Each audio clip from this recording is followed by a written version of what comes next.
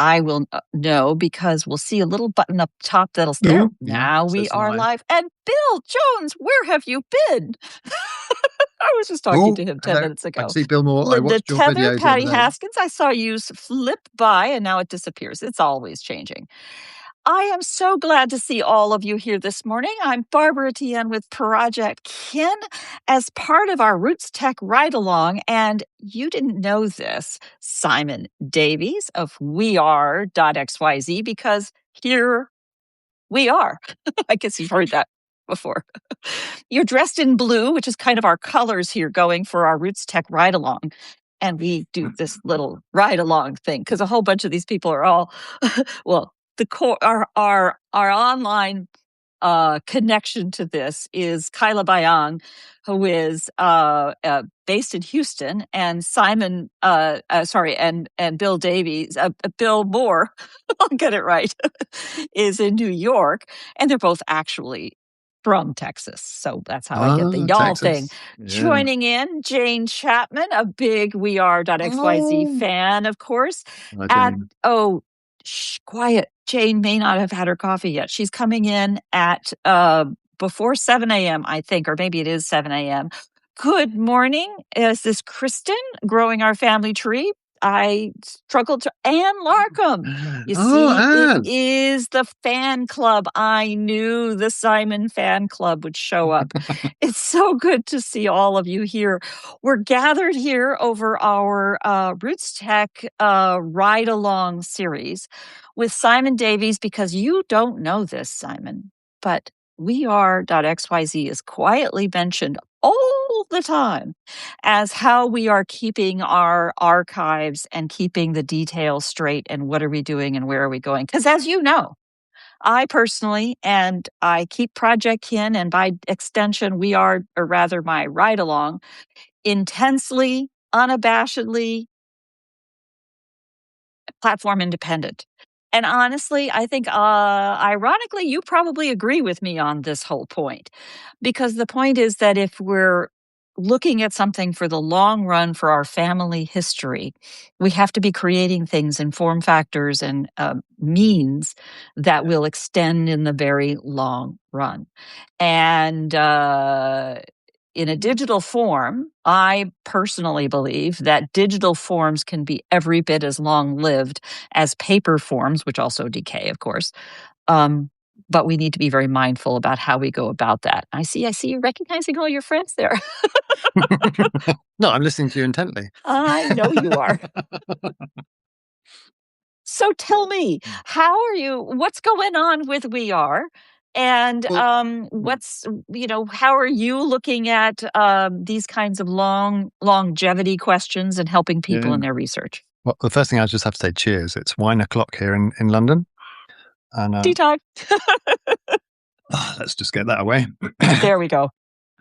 So it's interesting, the longevity one, because I often get asked, like, will you be here for the long term? And ironically, it's like I see that as a far deeper question. Right. How do you preserve stuff, have it pass on?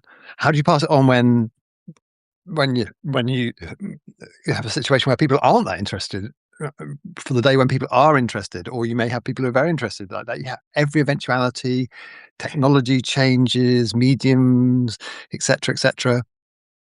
And I say our mission is to increase the probability, because there are no guarantees, right? And absolutely, every form factor under the sun. I love physical stuff. I have so much physical stuff stored away. In fact, it's more precious than digital in a way, because what's the Japanese word for something that sort of spirit of a thing? I can't remember. Mono no aware.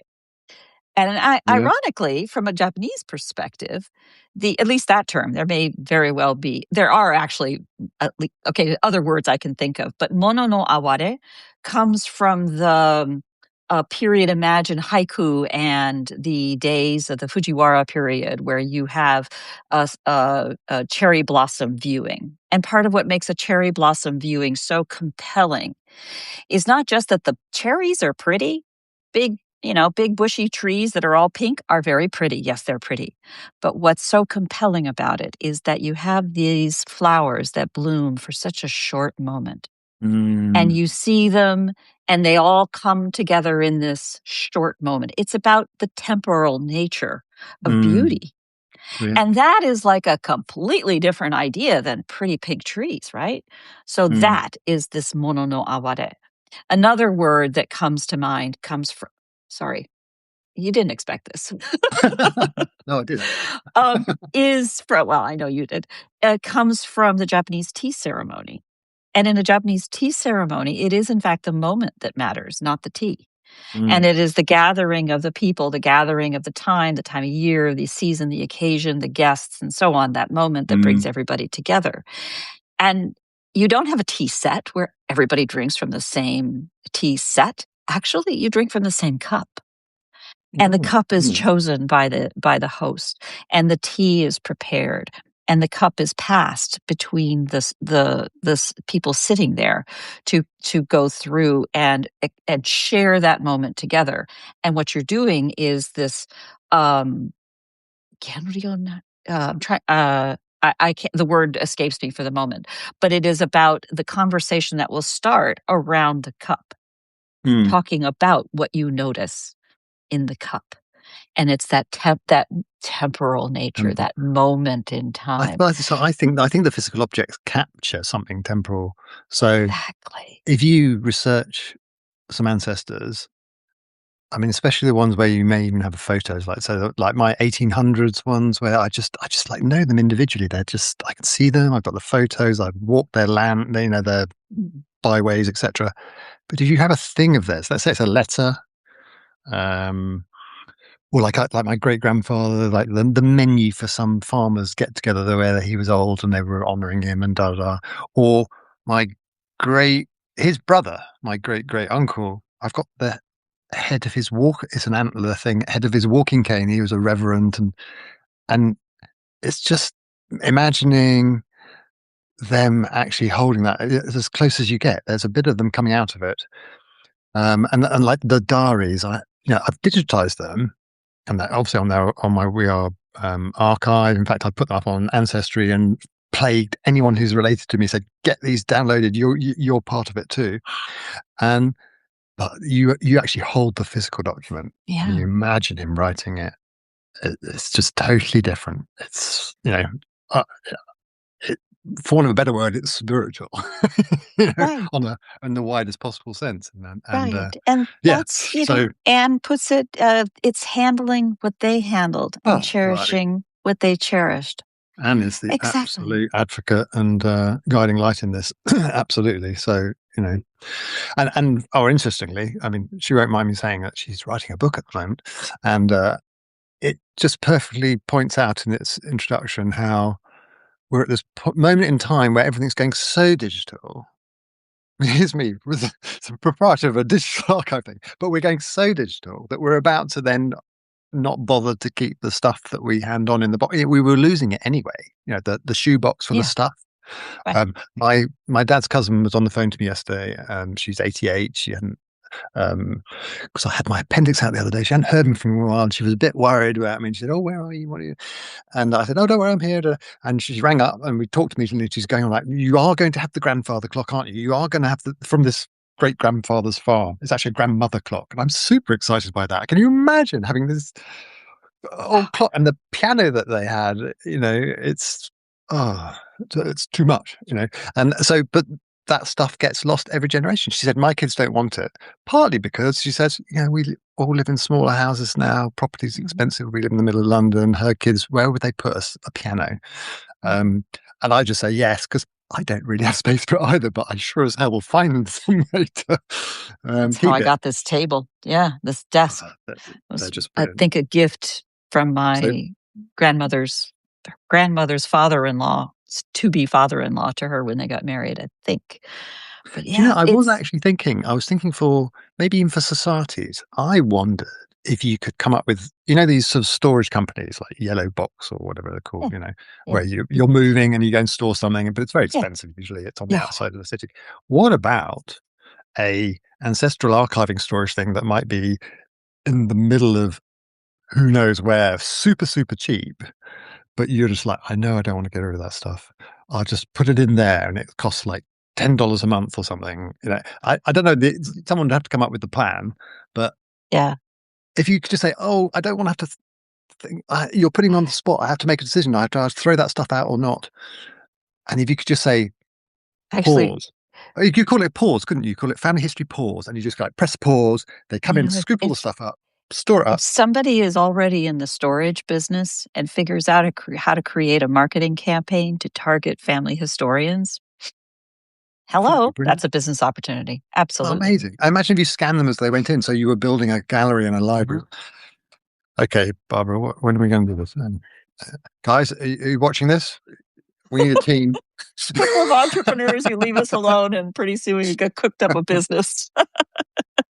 I need it. You need it. We all need it. But you know what's interesting about that, that shoebox you talk about, those things that were passed down maybe from Britain, your chances are better of coming up with some 12th century BC objects. But when you look at these things, by and large, for most people today in the 21st century, the shoebox of things that we're receiving might be 200 years old, maybe. They're not a Mm, lot older than that typically. And okay, you're better. You're different. You really do. And part of that is because you're in the same space. mm, Out here in America, certainly, and I think Canada would certainly agree, but Australia, New Zealand probably as well. We had to move a long way to get here. So we left a lot behind. And yeah. then once we're here, even if we've have hundreds of years here, an object is inherently an object. You have six children, not everybody gets that one object. So Oh, they yes, get, and dispersal. the further they go, the likelihood that they'll have them. My point But, is that for most mm, families today, there aren't really that many artifacts, and most of the artifacts that we have will only be a few hundred years old. but I don't Um, think, but in this country, even you don't go much beyond like no, the Victorian period. I mean, for a start, it's really more the more the sort of landed the richer right. people Who had work, the money? they keep Right, it, right, whereas the majority of the population, like agricultural right, labourers, etc., right. farming, But that's what made some, photos. That's what made photos so remarkable, well, yeah, because and you that, could take a yeah, picture of the object and pass that around, or the picture itself of the person in an mm, object, or even just the paper itself, becomes something that can be even copied and passed around. More copies of it mm. made. Yeah. When it comes to old artifacts, I have to tell you something very exciting that I'm very excited about. I Okay. have just been given a mudlarking license permit. Wait, So what? that you can Mud get you can get a permit larking? Back up, back mudlarking. up. What? What means mud larking? So it's basically scavenging on the shoreline of the River Thames generally at low tide because it goes out. So this permit allows me to go onto the shoreline, like all up and down the Thames, like in the middle of London, and when the tide goes out, you search along the where the tide got to, and it deposits all sorts of stuff. I mean, so much stuff. Yeah, So lots of clay pipes going back to the beach 1600s, combing, we call 1700s, that. 1800s. Tudor pins are very common because they used to pin themselves with thousands of pins to keep their clothes on. They didn't have zips, etc. They used these pins. So there are loads of those. And then sometimes, if you're lucky, you can have a seal, an ancient seal, um, a pilgrim's sort of pin type thing. And what was the other thing that I have my eye on? Oh, well, yeah, actual rings, medieval rings. Anyway, I'm so excited. I applied for this 2 years ago. They opened it up, and 10,000 people jumped on the waiting list. And I literally got an email 2 days ago saying, "Yeah, it's you. You're up. And you have to get knee pads, and you have to get your tetanus Dude. injection." Anyway, I'm so excited. So, talking about physical things, there you go. I'm Yeah. going to go down mudlarking. It's called mudlarking, and finding stuff. But I would just like to say one thing about. I'm not very good at talking about myself, but so we are .xyz. I'd just like to say, last night, we opened up this whole community area. So basically, all these people who are creating archives online, you go into the community area, you can yeah, the usual sort of routine of follow, be followed, etc. But create groups, blah blah.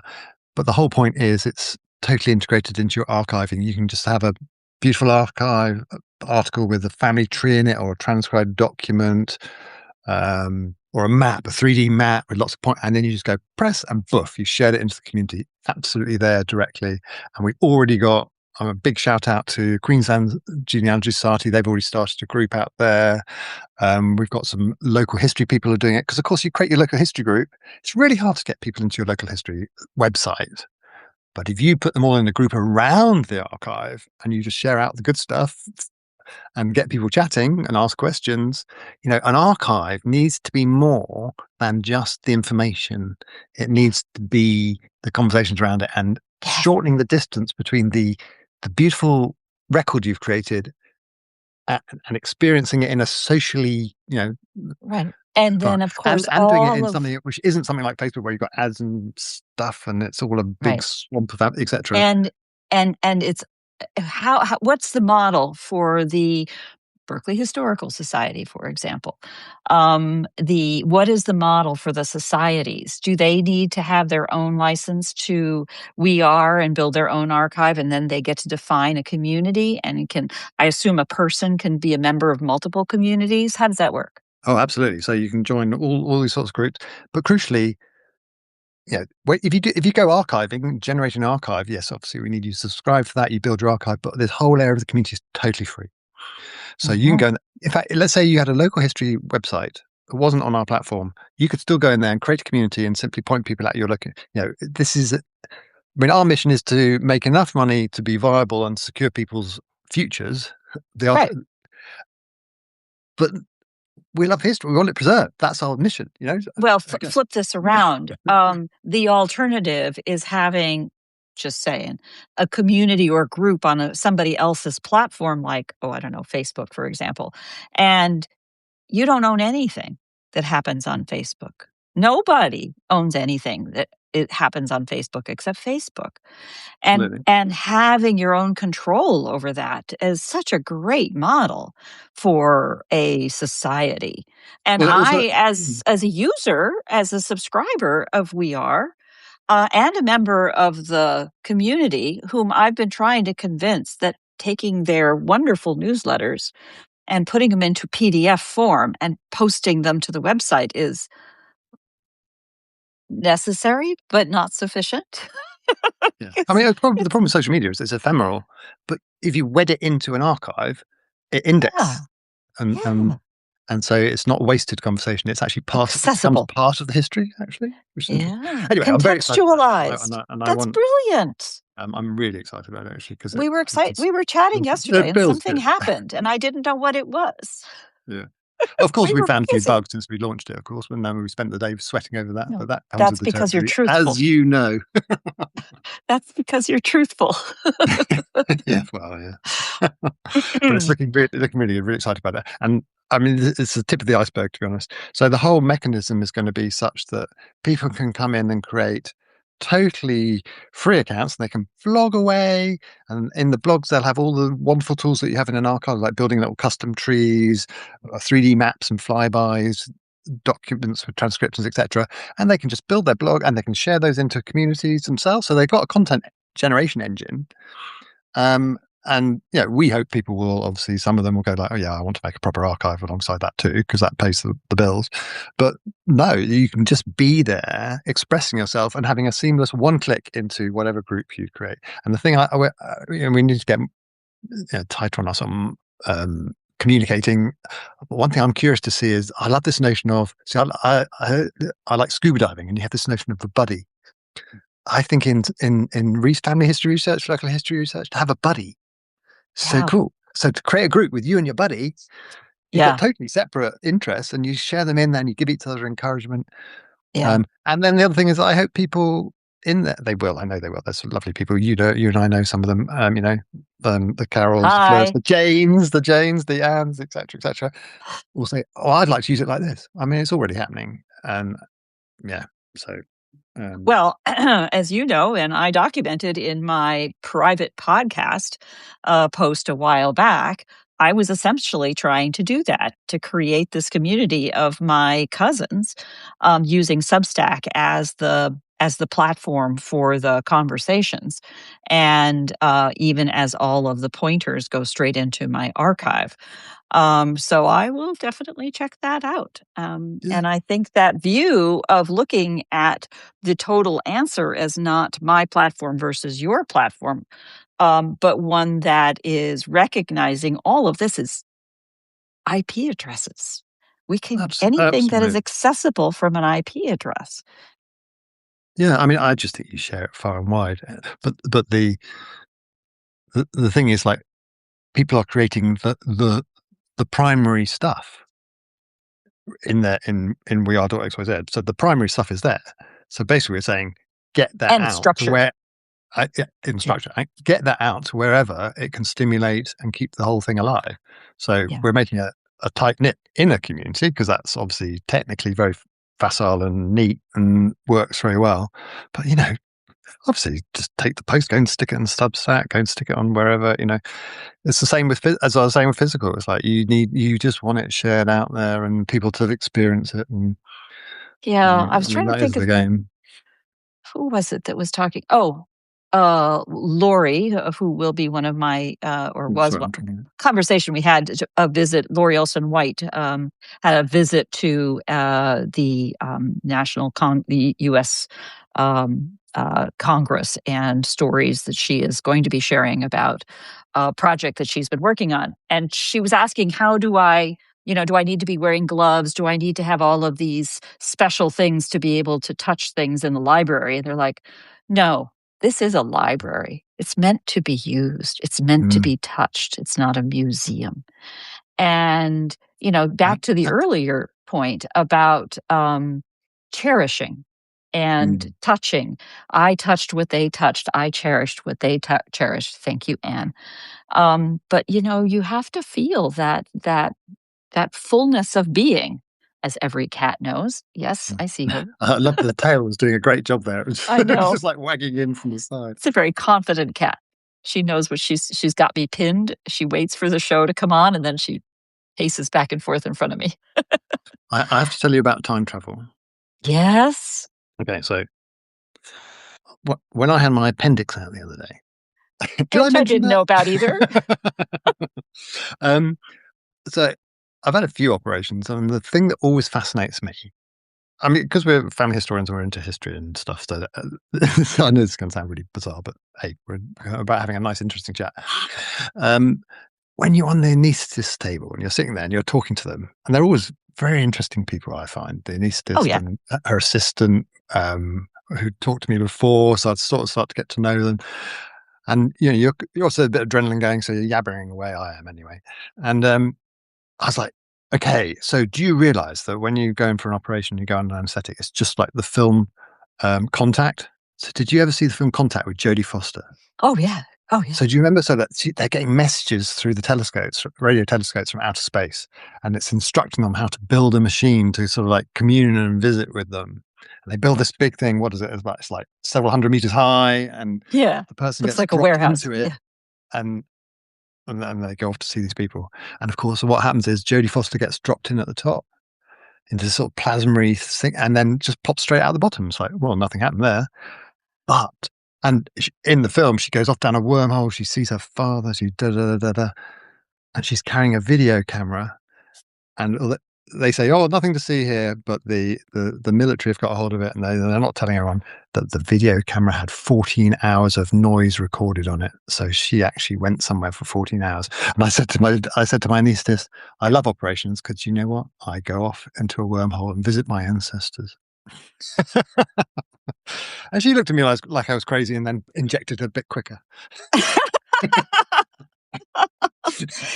But when you think about it, when you go to sleep at night, I mean, let's say we didn't know anything about our organic bodies, but the idea that every single one of us as an organic body has these periods of Yeah, unconsciousness every single day. We it's like go down insane. and we go away and we Mm. come back. We have no idea what just happened. We have all kinds of other mechanisms to do this. It is kind of amazing. It is. You It's quite guys didn't scary. know that the conversation was gonna range from the metaphysical to the tea ceremony. You never know what you're gonna get around here, Well, I have and said yet before they that, come back. I mean, my being a bit more sort of somber, really. I mean, I've said this in talks I've given that I've realised that my fascination with family history is absolute fear of my parents dying, and that Yeah, if I can bring the dead back to life, I can beat death. And I mean, we all have our own reasons, but I realised it very overtly in front of my parents. Like I was, we went on this. I took them. We rented this, sort of Airbnb out in the middle on the Welsh border, middle of nowhere. Not the middle of nowhere to me. Glorious place, God's country. And I was showing them all around, the places of their my father's ancestors, anyway. And he's not that interested. And I could hear in the other room my mum saying to him, "Come on, show a bit of interest. It's important to him." And it was after wine o'clock, so we'd been drinking a bit much, probably. And I came in and I don't know what happened. I started crying and I said, "Look, the reason I'm so interested is because I don't want you to die." And it just a complete stream of consciousness. And I finally, I just came at one with that's me. That's why I do it. That is why I do it, because I don't want any of them to be gone. and yet I have to say, as you know, I lost, both of my parents in the same year, Mm. within and 12 months later shut down our business. And, th at that point, the business didn't matter, right? It just didn't matter. I built a nice website in the process. Um, but losing them in 2022, um, I realize now, just a few years later, how it has changed not only my worldviews about myself and passing. I mean, it's like you're in this world and then you're in a different world. Mm. And I'm not religious, but that is how I look at it. And Mm. I look at my own period in this world as relatively limited. And getting my stuff in order in a 40-year time frame, maybe. Like I said, not soon. But, Mhm. looking at it with it just changes your perspective. And I can speak more candidly about my mom in ways that I would have been much more concerned about what she thought of what I said. And you know what? There are lessons to be learned from her experiences. I never would have talked about her child out of wedlock. Let she, hear that I spoke of that because it was such a huge part of her world that was never discussed. Mm. Now, in my view, there are so many stories that families never talk about that actually should be talked about, should be Mm. acknowledged, should be acknowledge the elephant in the room. The kids don't even Absolutely. know there's an elephant in the room. And, finding ways to do that is not about doing that on any kind of public media. That's exactly the kind of thing that Facebook loves because it gets everybody talking. But Yeah. that's exactly what you don't want to do. I And heard a lovely one about partition in India, so in Pakistan. So yeah, there was yeah. the anniversary. I can't remember when, but quite recently. 1947. Yeah. Okay, so yeah, So yeah. What was it? Anyway? It was featuring, and what it was about was how. Oh, it was about the fact that grandchildren of the people who experienced partition, it's like their parents never said anything to them. It's just such a cataclysmic shock. And of course, they're curious because they don't have the same vulnerabilities resulting. And so you had this young couple who were lovely young couple in their 20s. One was Muslim and one was Hindu, right? So from both sides and of the divide, brilliant, obviously. And so this young man, his grandfather was basically a Hindu in Pakistan, and yeah, cut to the chase. Basically, his grandfather described. the village he grew up in. He said it was very well known for peanut selling, and there was this quarries where you could shout, and there was this big echo, and da, da. One thing came to another, and he worked out where his grandfather had lived, and he'd also said that, but so he forced his grandfather to talk about it, and he basically said, there were militias and mobs roaming around killing people, and the elder of the village basically took him and his family, so his parents and he was young, in and protected them when the mobs came to the door. They said, "You get out of here, you leave us alone," and save them. The grandson works out where it is. He goes back and he finds, and he ends up talking to this young man, and it turns out that this is the grandson of the elder of the village. And they meet. He finds the quarry area where you can shout, and he shouts, and he gets his grandfather on a WhatsApp video call and says, "Look where I am."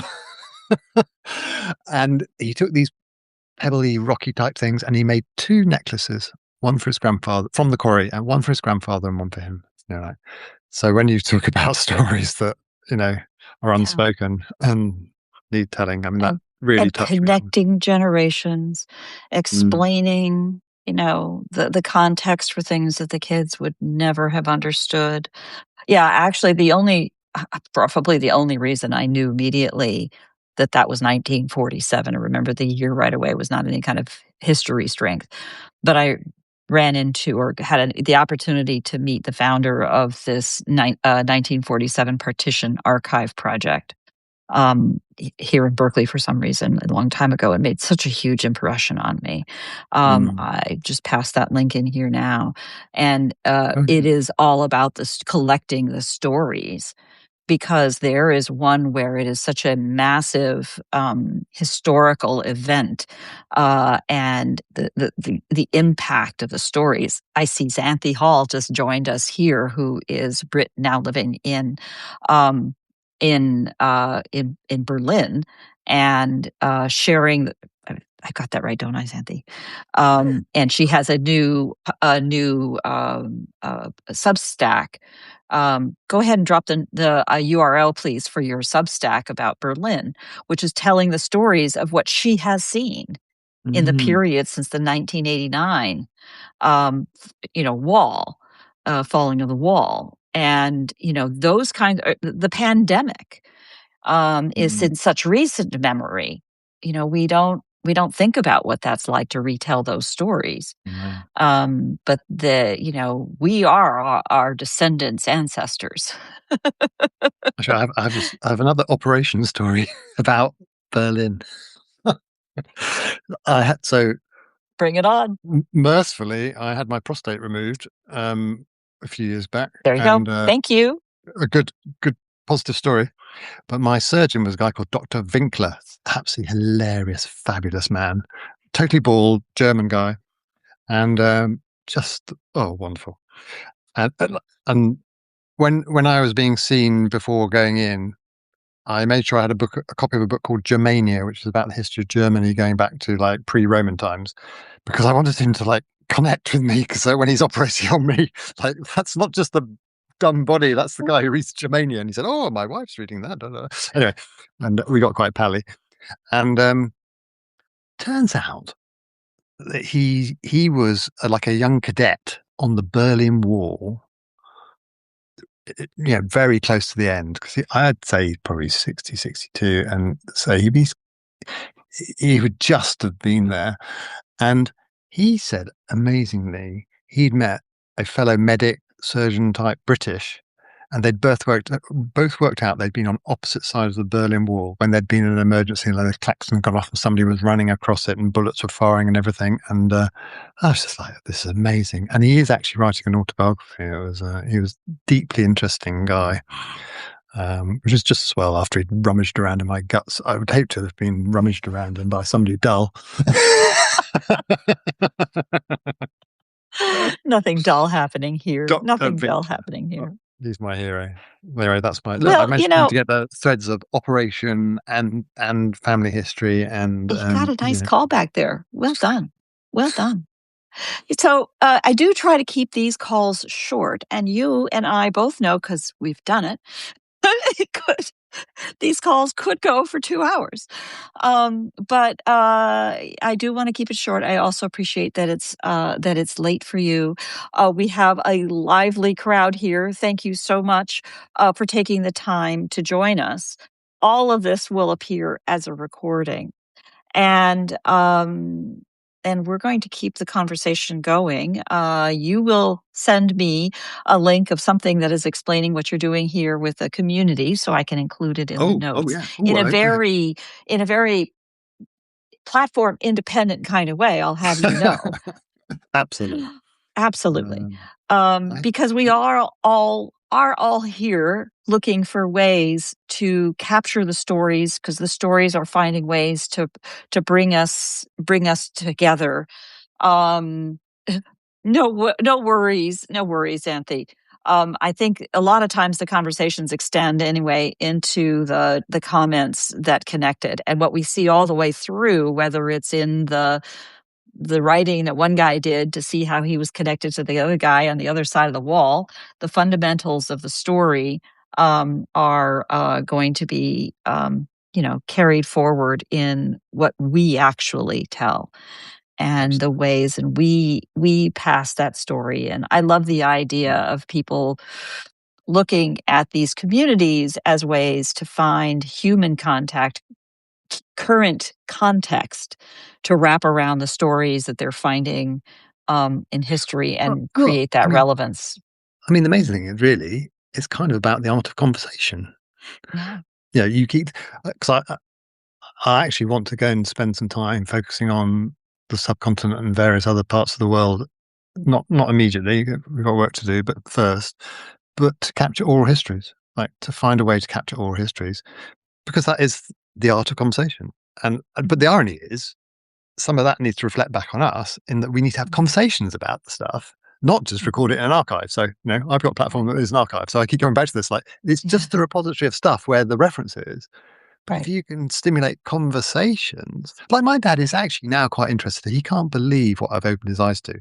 And so here's one last story for you. I was so in Shropshire, I'm on the committee of the Shropshire Family History Society. We were making the Shropshire Family History Hub using We Are, but it's like it's a map of all the villages and towns, where all the people who've got their own websites can index them all, and people can come together and so for people who don't know Shropshire, they can come to the society and then go delve down into the places that are important to them, and just find all the resources they need, etc. In the process of that, I was putting up the little town of Newport, Shropshire, where my father grew up. He was born in 1935 and he lived there until 1946. And in the process of this, I came across this story, that a V1 rocket had landed 300 yards from the edge of the town village, etc., and that it smashed basically the rickshaw, it had smashed all the high street shop windows. Quite a bit of sort of shock damage, but it hadn't done anything else apart from kill a rabbit and a frog. That's what it says in the article. Visions And of Beatrix Potter. Yeah. and I was like, and I got onto dad immediately. I WhatsApped dad. I WhatsApped my 90-year-old dad because we talk on WhatsApp. And I said, Dad, do you remember this? He went, oh yeah, I remember that. Yeah, it was Christmas Eve, 1944. My brother and I, we jumped out of bed at 5:30 in the morning. We cycled and we found it. I was like, Dad, you never told me. And in the process of finding this, it led me to a little niche published book about Newport during the Second World War. Like, it must be appealing to how many people? And I found it. I bought a copy and I gave it to my dad. And he was reading it. And the other, like last time I was here, he was going like, "Oh look, it's got your grandfather here." He was on the platform to meet the the evacuees from Coventry as they came off the train, because they had some that lived with them. One of whom went on to be the farm manager of my dad's grandfather. And why was I going down? Sorry, I have gone down a rabbit hole now, a dead rabbit hole. No, a um, whole limited. But but yes, it is you all start histories, like bringing the together art, memories, but you were the art of talking about conversation. the art of conversation. And what you're really saying is I think the art of conversation is about stories, exchanging stories in a context that one story leads to another. And I was explaining, I did this in a Mm, presentation, that stories are like a heartbeat, in the mm. sense that it's a bump and it's got its own rhythm to it. But done right, it sparks another one and sparks another one and I love sparks that. another I one. think you put your finger on it. Like it's the cadence, which actually brings in there are two sides to storytelling. One is being a good storyteller and being a good listener. Right. Actually, so we need to give people space to tell their stories, and then be receptive back. Because actually, when you're in a room with people who just don't want to hear other people, They wanna hold the room. they're no good for the oral tradition. It's got to be both. I love That's that right. sense of it's almost like I'll give you this, you give me this, and someone gives you that, and we all Right. give, and we all want to Right. receive as well, though. And the only way you can give one in context to the story you just heard is to listen. Yeah, absolutely. Yeah, that's what triggers, right? That's what triggers. Yeah, brilliant. Oh well, I'm glad we sorted out the world, the universe, I know. wormholes, time I travel. know. And rabbits. Anything else we should do before while we're here? Well, we'll have to come back to talk about the frog. Yeah, that poor frog. I think that was made up. But But never let the Simon, truth get in the way of a good story. nope. Facts, however, keep buildings from falling down. So, there's that. Yeah, there is that. Yeah. My dear, it's lovely, lovely as always to chat. We're gonna have to chat some more and do more of this in the future. I will be exploring this new feature. I want to get my good friends at the Berkeley Historical Society hooked into all of this because I think it just has such potential. And I imagine every community feels that way about where it can go. Thank you, all of you. It's so delightful to recognize so many names, and so many of you are recognized from completely different contexts, which is what makes this even more special. And all of you who are riding along with me online to Roots Tech, come on down. We're paying attention to everything that's being recorded. And who said it had to all happen in one 3-day period? It's just happening and it's getting recorded, and we'll be following it like all of history over time. So I'll get the recording up within a couple of hours, though it will be posted immediately just with nothing in the notes because I have to follow along and catch up. So you can do a refresh later and get the rest of the notes, including links that were just shared here, because all of the chatter is gone, because that's just how they roll. Thank you. Big hugs. That was great fun. Take care now. Bye.